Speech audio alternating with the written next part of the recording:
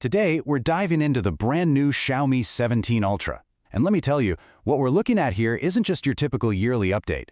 The sources are pretty clear. This is a ground-up rethinking of what a top-tier flagship phone should be. So let's break down what makes this one so different. This is the classic Ultra phone problem, isn't it? For years, getting the biggest and best phone also meant getting, well, a brick. Something heavy, bulky, that barely fit in your pocket. The big question Xiaomi seems to be tackling is, can you really have all that power without making any of those old compromises? And their first answer goes straight for the most common complaint people have about these Ultra phones, just how big and heavy they are. They're making a huge deal about this being the thinnest and lightest Ultra model they've ever made.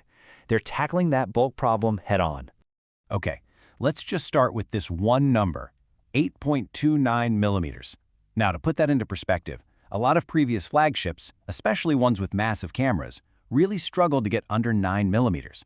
So in a world where phones seem to be getting thicker, pulling this off is a real statement. And yep, that's the official claim right there.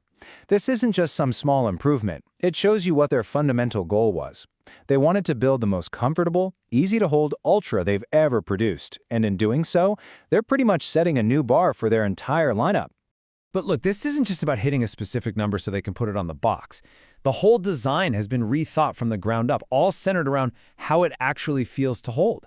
It's about the grip, the in-hand feel, And you can see exactly how they did it right here. They've moved to a flat back and a flat frame, which is a big change from some of the curvier phones we've seen. It feels way more secure. And get this, even the camera module, which on Ultra phones is usually this giant, top-heavy island, has been designed to be less intrusive.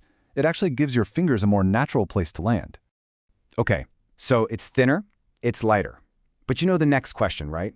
What did they have to sacrifice to make that happen? That's always the trade-off. So let's look under the hood and see how they're trying to prove you can have power without those compromises. And wow, here's the answer. Turns out they sacrificed nothing. Not only does it have the absolute latest and greatest Snapdragon chip, but it's also packing a massive 6,000 mAh battery. The real magic here is how they managed to squeeze both of those into that super slim body. You're getting the best possible performance and battery life that should last all day. And just so we're clear, this new Snapdragon chip isn't just a fancy name.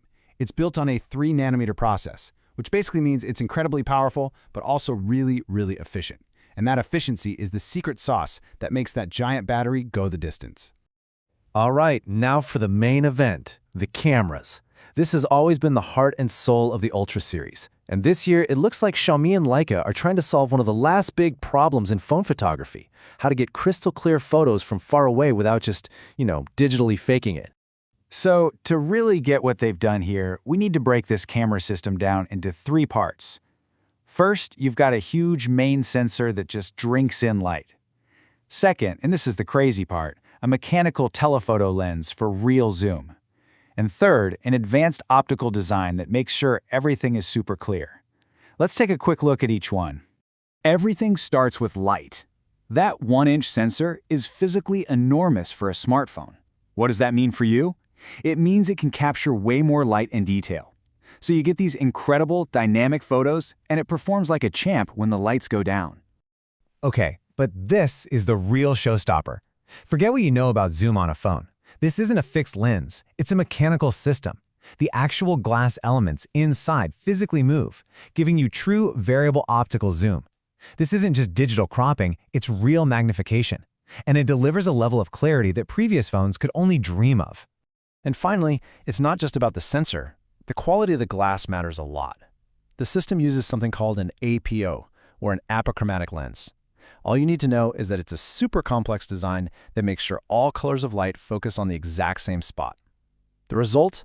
Insane sharpness and no weird color fringing. Just a pure, clean image. So when you put all of these pieces together, the design, the power, the cameras, you realize it's more than just a list of specs on a page. It's a really clear, unified vision for what an Ultra phone is supposed to be. So let's just wrap it all up. The Xiaomi 70 Ultra isn't just a powerful phone. It's a collection of elegant solutions. It solves the bulkiness problem with a smart, comfortable design. It solves the performance versus battery problem by giving you both. And it solves the distance problem in photography with a groundbreaking optical system. It feels like a blueprint for a flagship with no compromises. And that just leaves us with one last, really interesting question to think about.